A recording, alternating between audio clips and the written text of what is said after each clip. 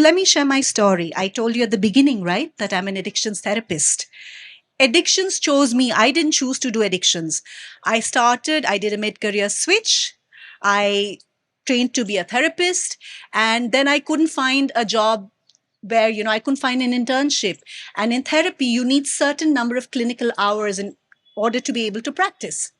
So one of my professors told me, Smita, there's this new rehab center for people in recovery. Why don't you go and see that? And I was desperate. I needed a place to work. So I said, okay, let's give it a shot and see how it goes. So I go to this place called We Care Community Services. And I enter this place, and it was in a shady part of Singapore. I was in Singapore at that point. I go in and I see about 20 young men, jeans, smoking, tattoos, looking different from me. And I freaked out. I said, I don't care whether I don't get any hours. I can't be working here because these are not my kind of people and this is not my kind of place. But I had set up an appointment for an interview anyway. And so I went in and I met the director of the institution. And he took one look at my face and he was like, this woman's going to run because she's terrified. And I think they were desperate for volunteers because he did something which doesn't happen.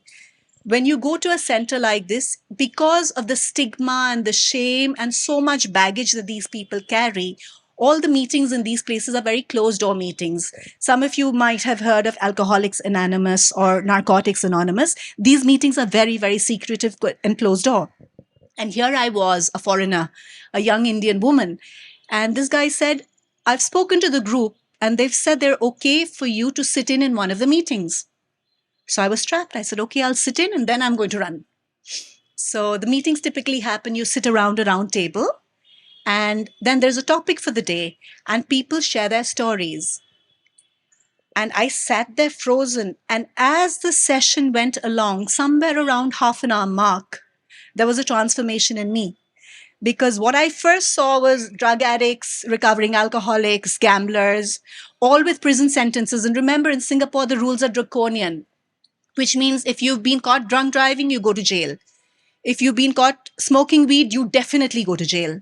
So each one of them has had a record. They're completely a different social strata from where I come from. And as we started talking, these were just human beings. All the labels fell off because they were just people with anger. There were people with grief. There were people with shame, huge traumatic backgrounds. And when I could look past the labels, all I saw is the human. And for me, that was the biggest transformative experience. And I ended up working in this organization for 2 years, and I chose addictions as my area of work, right? So focus on the human being, go beyond stereotypes and labels, and that applies to all of us. Very often when we reject somebody or we troll somebody or we shame somebody or we, pass these quick fix judgments, it comes from our ignorance or our fear or our conditioning. If we were to just step beyond the automatic responses and look at the human being behind the mask, then magic happens in relationship.